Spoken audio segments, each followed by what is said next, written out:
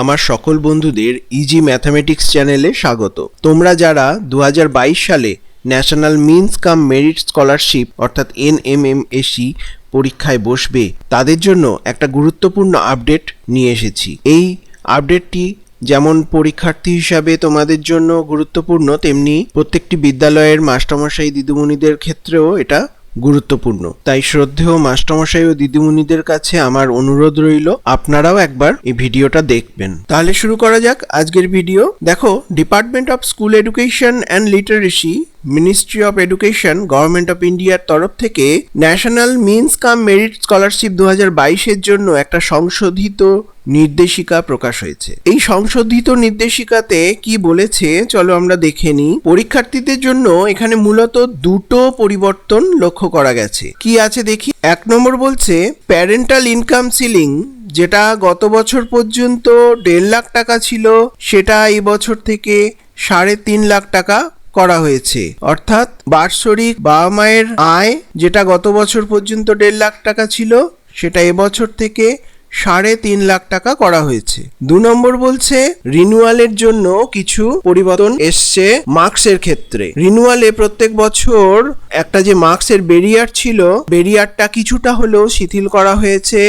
অর্থাৎ ক্লাস 9 এবং class 11-এর annual পরীক্ষায় যে 55% মার্কসের একটা ব্যারিয়ার ছিল, সেইটাকে এখন শিথিল করে ফার্স্ট অ্যাটেম্পটে প্রমোটেড হলেই হবে। শুধুমাত্র ক্লাস 10-এর বোর্ড এক্সামের ক্ষেত্রে 60%-এর যে ব্যারিয়ার ছিল এবং SC STদের ক্ষেত্রে যে 5%-এর রিল্যাক্সেশন ছিল, শুধু সেইটাই রয়েছে।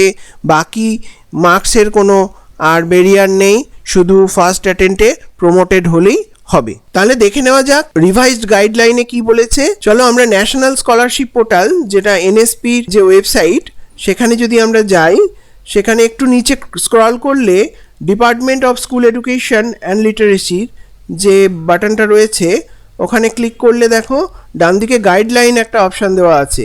এই গাইডলাইনে ক্লিক করলেই আমাদের নতুন গাইডলাইনটা খুলে যাচ্ছে। এটা 11ই মার্চ 2022 এই গাইডলাইনটা বেরিয়েছে, রিভাইজড গাইডলাইন। এটা অলরেডি সমস্ত স্টেট এবং ইউনিয়ন টেরিটরিতে পাঠিয়ে দেওয়া হয়েছে। এই গাইডলাইন ধরেই এবছরে আমাদের NMMSE পরীক্ষা হবে এবং তার সিলেকশন হবে। চলো আমরা একটু বিশদে এই গাইডলাইনটা দেখে নিই কি বলেছে। এই গাইডলাইনটা 11ই মার্চ 2022 সে বেরিয়েছে। দেখো এখানে 1 নম্বর পয়েন্টে বলেছে the parental income ceiling has been enhanced from the present ceiling of ₹1.5 lakh per annum to 3.5 lakh per annum. তাহলে সিলিংটা 3.5 লাখে বেড়ে গেছে। আর 2 নম্বর পয়েন্টটা কি বলছে দেখো, the renewal criteria has been revised from the existing pattern of getting 55% mark in class 9 and 11 and 60% in class 10 to the new pattern of getting minimum of 60% marks in class 10 only for continuation of scholarship, relaxable by 5% for SC and ST candidate in next higher class, while getting clear promotion from class 9 to class 10 and from class 11 to class 12 in the first attempt. ঠিক আছে, তো স্টুডেন্টদের জন্য মোটামুটি এই দুটোই গাইডলাইনের changes আছে। স্কিমটা নতুনভাবে কি হয়েছে একটুখানি দেখে নিই। দেখো, গোটা দেশে টোটাল 1 লক্ষ স্টুডেন্ট এই স্কলারশিপটা পায় এবং যাদের বাৎসরিক প্যারেন্টাল ইনকাম 3.5 লাখের মধ্যে, তারাই এই পরীক্ষাটা দিতে পারবে। আর এই পরীক্ষাতে বসবে কারা? ক্লাস 7 পাশ করেছে, জাস্ট ক্লাস 8-এ পড়ছে, সেই রকম স্টুডেন্টরা এই পরীক্ষায় বসবে। এই স্কলারশিপটা শুধুমাত্র গভর্নমেন্ট এডেড, গভর্নমেন্ট স্পন্সর্ড এবং লোকাল বডি স্কুলের স্টুডেন্টরাই দিতে পারবে। কোনো কেন্দ্রীয় বিদ্যালয়, জওহর নবোদয় বিদ্যালয় অথবা রাজ্য সরকারি বা কেন্দ্র সরকারি কোনো স্কুল যেখানে হোস্টেল ফেসিলিটি আছে, হ্যাঁ, সেই রকম স্কুল অথবা কোনো প্রাইভেট স্কুলের স্টুডেন্টরা এই পরীক্ষা কিন্তু স্ট্রিক্টলি দিতে পারবে না। স্কলারশিপ অ্যামাউন্ট বাৎসরিক 12,000 হিসাবে দেওয়া হয়, অ্যাকচুয়ালি 1000 পার মান্থ হিসাবে বছরে একবার দেওয়া হয়। এই স্কলারশিপটা মোটামুটি 4 বছর দেওয়া হয়। 9, 10, 11, 12 মোট 48,000 টাকা পাওয়া যায় এবং রাজ্য ইউনিয়ন টেরিটরির তরফ থেকে আলাদাভাবে পরীক্ষা নিয়ে এই স্কলারশিপটার জন্য নির্বাচন করা হয়। এই ন্যাশনাল মিন্স-কাম-মেরিট স্কলারশিপের সিলেকশন প্রসিডিওরে যে স্টেট লেভেল পরীক্ষাটা হয়, তাতে দুটো সাবজেক্ট আছে। এক হচ্ছে মেন্টাল এবিলিটি টেস্ট, ম্যাট। 2 নম্বর হচ্ছে স্কলাস্টিক অ্যাপটিটিউড টেস্ট স্যাট, ম্যাট আর স্যাট এই দুটো সাবজেক্টের ওপর পরীক্ষা হয় এবং যে সমস্ত স্টুডেন্টরা ক্লাস 7 থেকে 8-এর অ্যানুয়ালের প্রমোশনে 55% মার্কস পায়, অবশ্যই SC ST-দের ক্ষেত্রে 5% রিল্যাক্সেশন আছে, এবং গভর্নমেন্ট এডেড এবং লোকাল বডি স্কুলে পড়াশোনা করে, তারাই একমাত্র এই পরীক্ষাটায় বসতে পারে। মেন্টাল এবিলিটি টেস্টের ক্ষেত্রে দেখো 90টা মাল্টিপল চয়েস কোয়েশ্চেন থাকে এবং তার মধ্যে analogy, classification, numerical series, pattern perception, hidden figure এই সমস্ত সাবজেক্টের ওপর ম্যাট অর্থাৎ মেন্টাল এবিলিটি টেস্ট পরীক্ষাটা হয়। আর স্কলাস্টিক অ্যাপটিটিউড টেস্ট এটাতেও 90টা কোশ্চেন থাকে। এই স্যাটে সাধারণত সায়েন্স, সোশ্যাল সায়েন্স, ম্যাথমেটিক্স এই সমস্ত সাবজেক্টের ওপর থাকে। ম্যাট এবং স্যাট দুটো কোশ্চেনই মোটামুটি ক্লাস 7 এবং 8-এর সিলেবাসের ওপর হয়। ম্যাট এবং স্যাট প্রত্যেকটা পরীক্ষায় 90 মিনিট অর্থাৎ 1.5 ঘন্টার ডিউরেশন থাকে। আর রেজাল্ট ডিক্লারেশনের জন্য ম্যাট এবং স্যাট দুটোতেই অ্যাটলিস্ট 40% এগ্রিগেটে পেতে হয়। অ্যাকচুয়ালি জেনারেল এবং ওবিসির ক্ষেত্রে 40% এবং SC STর ক্ষেত্রে মিলিতভাবে 32% হচ্ছে কাট অফ মার্কস থাকে। সিলেকশনের পর যদি কেউ 40% এবং বা 32% ক্যাটাগরি SC STর ক্ষেত্রে পেয়ে সিলেক্টেড হয়, তাহলে এই স্কলারশিপ অ্যাপ্লাইয়ের জন্য ক্লাস 8-এর অ্যানুয়ালে কিন্তু তার 55% মার্কস থাকতেই হবে। SC ST ক্যান্ডিডেটদের জন্য অবশ্য 5% রিল্যাক্সেশন রয়েছে। এই সমস্ত কন্ডিশন স্যাটিসফাই করলে তবেই একটা স্টুডেন্ট এই স্কলারশিপটা পাওয়ার এলিজিবল হয়। স্কলারশিপ ডিস্ট্রিবিউশনের ক্ষেত্রে স্টুডেন্ট একটাই মাত্র সেন্ট্রাল গভর্নমেন্টের স্কলারশিপ পাবে। যেহেতু এটাও সেন্ট্রাল গভর্নমেন্টের স্পন্সর স্কলারশিপ, তাই অন্য কোনো যদি সেন্ট্রাল গভর্নমেন্ট স্কিমের স্কলারশিপ পেয়ে থাকে তাহলে কিন্তু এই স্কলারশিপ অ্যাপ্লাই করতে পারবে না। স্কলারশিপ পাওয়ার জন্য স্টুডেন্টকে SBI অথবা যে কোনো পাবলিক সেক্টর ব্যাংক যেখানে কোর ব্যাংকিং ফেসিলিটি আছে এরকম ব্যাংকে অ্যাকাউন্ট খুলতে হবে। এলিজিবল স্টুডেন্ট যারা এলিজিবল হবে পরীক্ষাতে তাদেরকে এই স্কলারশিপ পাওয়ার জন্য ন্যাশনাল স্কলারশিপ পোর্টাল অর্থাৎ NSP-তে অ্যাপ্লাই করতে হবে, তবেই কিন্তু সে স্কলারশিপের আবেদন গ্রাহ্য হবে। এই স্কলারশিপটা যেহেতু 4 বছর ধরে পাওয়া যায়, তাই প্রথমবার ক্লাস 9-এ পাওয়ার ক্ষেত্রে ক্লাস 8-এ 55% মার্কস যেমন থাকতে হবে, কিন্তু আবার ক্লাস 10-এ বোর্ডের এক্সামে 60% মার্কস থাকতেই হবে। SC STদের ক্ষেত্রে 5% রিল্যাক্সেশন যদিও আছে, তবে এবছরে যেটা পরিবর্তন হয়েছে রিভাইজড গাইডলাইনে সেটা হচ্ছে ক্লাস 9 থেকে 10-এর অ্যানুয়াল এবং ক্লাস 11 থেকে 12-এর অ্যানুয়ালের ক্ষেত্রে 55%-এর ব্যারিয়ারটা ছিল, সেটাকে উঠিয়ে দেওয়া হয়েছে। কেবলমাত্র ফার্স্ট অ্যাটেম্পটে পাস করলেই হবে। এই পরীক্ষায় বসার জন্য জেনারেল এলিজিবিলিটি কন্ডিশন যেটা আছে তা হচ্ছে মোটামুটি স্টুডেন্টকে রেগুলার কোর্সে পড়াশোনা করতে হবে, গভর্নমেন্ট এডেড কোনো স্কুলে রেগুলার মোডে পড়াশোনা করতে হবে। ডিস্টেন্স মোডে কোনো পড়াশোনা করলে কিন্তু এই স্কলারশিপে আবেদন করা যাবে না।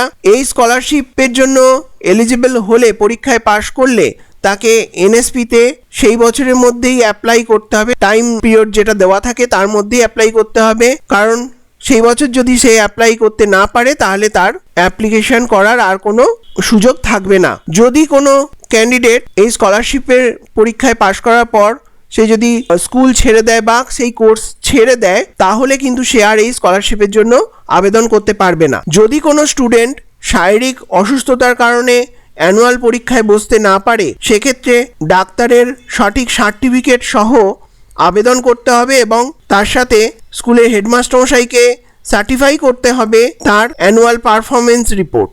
কোনো স্টুডেন্ট প্রমোশন পাওয়ার পর সে যদি 3 মাসের মধ্যে সেই কোর্সে জয়েন না করে তাহলে কিন্তু তাকে এই স্কলারশিপ থেকে ডিসকোয়ালিফাই করে দেওয়া হয়। একাডেমিক সেশনে 1 বছরের গ্যাপ হয়ে যায় তাহলে কিন্তু এই স্কলারশিপটা আর পাওয়া যায় না, সেখানেই স্টপ হয়ে যায়। আর যদি কোনোভাবে এই স্কলারশিপ একবার ডিসকন্টিনিউ হয়ে যায় তাহলে কিন্তু সেটা আর পাওয়া যাবে না। এই স্কলারশিপটা পাওয়ার জন্য অন্যান্য আর যে ক্রাইটেরিয়া রয়েছে তার জন্য আগেই বলা হয়েছে ক্লাস 8 থেকে 9-এ তার প্রমোশন পেতে হবে, তবেই সে এই স্কলারশিপের জন্য অ্যাপ্লাই করতে পারবে।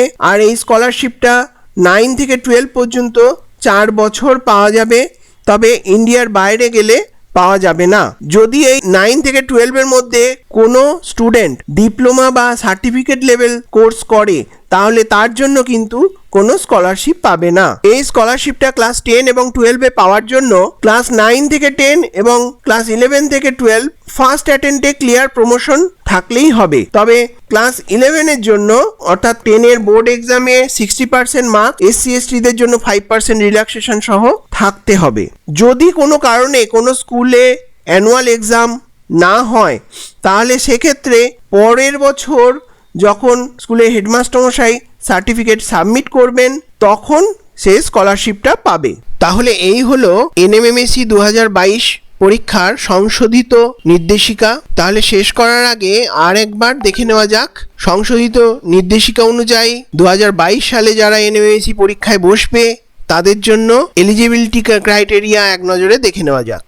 গভর্নমেন্ট স্পন্সর্ড বা গভর্নমেন্ট এডেড স্কুলের বা মাদ্রাসার রেগুলার স্টুডেন্টরা যারা ক্লাস 8-এ এই বছর পড়ছে তারাই এই পরীক্ষায় অ্যাপ্লাই করতে পারবে। খেয়াল রাখতে হবে কেন্দ্রীয় বিদ্যালয়, জওহর নবোদয় বিদ্যালয় এবং স্টেট গভর্নমেন্টের রান করা কোনো রেসিডেন্সিয়াল স্কুল যেখানে বোর্ডিং, লজিং অর্থাৎ হোস্টেল ফেসিলিটি আছে বা কোনো প্রাইভেট স্কুলের স্টুডেন্ট এই পরীক্ষায় অংশগ্রহণ করতে পারবে না অর্থাৎ অ্যাপ্লাই করতে পারবে না। সংশোধিত নির্দেশিকা অনুযায়ী 2022 সালে যারা এনএমএমএসই পরীক্ষায় বসতে পারবে তারা অবশ্যই যেন ক্লাস 7-এর অ্যানুয়াল এক্সামে 55% মার্কস পেয়ে থাকে। তবে এসসি এসটি এবং ডিসেবল ক্যান্ডিডেটদের জন্য 5% রিল্যাক্সেশন থাকবে এবং সেই সমস্ত স্টুডেন্টদের প্যারেন্টাল অ্যানুয়াল ইনকাম অবশ্যই 3.5 লাখ টাকার মধ্যে হতে হবে। আর ডিসেবল ক্যান্ডিডেট যদি হয় তাদের ডিসেবিলিটি 40%-এর বেশি হতে হবে এবং কম্পিটেন্ট মেডিকেল বোর্ড থেকে তার সার্টিফিকেট থাকতে হবে। সংশোধিত নির্দেশিকা অনুযায়ী যে প্যারেন্টাল অ্যানুয়াল ইনকামের কথা বলা হয়েছে সেটা যদি স্যালারাইড পার্সন হয় তাহলে এমপ্লয়ারের সার্টিফিকেট নিতে হবে। সেই সার্টিফিকেটটা 1/4/2021 থেকে 31/3/2022 হতে হবে। আর যদি নন স্যালারাইড পার্সন হয় তাহলে ইনকাম সার্টিফিকেট ওই একই পিরিয়ড অর্থাৎ 1/4/2021 থেকে 31/3/2022 মধ্যে হতে হবে এবং সেই ইনকাম সার্টিফিকেট তাদের নিতে হবে জয়েন্ট বিডিও বা বিডিও থেকে যদি তাদের বাড়ি রুরাল এরিয়ায় হয় অর্থাৎ পঞ্চায়েত এরিয়ায় হয়। আর যদি তাদের বাড়ি মিউনিসিপ্যালিটি এরিয়ায় হয় তাহলে অবশ্যই মিউনিসিপ্যালিটির এক্সিকিউটিভ অফিসারের কাছ থেকে এই ইনকাম সার্টিফিকেট নিতে হবে। এই সংশোধিত নির্দেশিকা অনুযায়ী রিনিউয়ালের ক্ষেত্রে যে গাইডলাইনটা দেওয়া হয়েছে তাতে বলা হয়েছে 55% মার্কস যেটা আগে 9-এর এবং 11-এর অ্যানুয়ালে থাকতে হতো সেই 55% মার্কসের ব্যারিয়ারটা তুলে দিয়েছে। শুধুমাত্র 9 এবং 11-এর অ্যানুয়ালে পাস করলেই হবে, ফার্স্ট চান্সে পাস করলেই হবে। ক্লাস 10-এর বোর্ডের এক্সামে যে 60%-এর ব্যারিয়ারটা ছিল ওইটা অ্যাজ ইট ইজ রয়েছে এবং সেক্ষেত্রে এসসি এসটিদের জন্য 5% রিল্যাক্সেশনও রয়েছে। তার মানে এটাই দাঁড়াচ্ছে যখন একটা স্টুডেন্ট ফ্রেশ অ্যাপ্লিকেশন করলো স্কলারশিপের জন্য ক্লাস 9-এ, তারপর 9 থেকে যখন 10-এ উঠে রিনিউয়াল করছে তখন তার শুধু ফার্স্ট অ্যাটেম্পটে অ্যানুয়াল পরীক্ষা পাস থাকলেই হবে। যখন সে 11-এর অ্যাপ্লাই করছে তখন মাধ্যমিকে 60% থাকতে হবে জেনারেলের ক্ষেত্রে। আবার যখন 12-এ উঠে অ্যাপ্লাই করছে তখনও 11-এর অ্যানুয়ালে ফার্স্ট অ্যাটেম্পটে পাস থাকলেই হবে। এই ছিল মোটামুটি আমাদের সংশোধিত নির্দেশিকা। আজ তাহলে এইটুকুই থাক, আবার দেখা হবে পরের ভিডিওতে।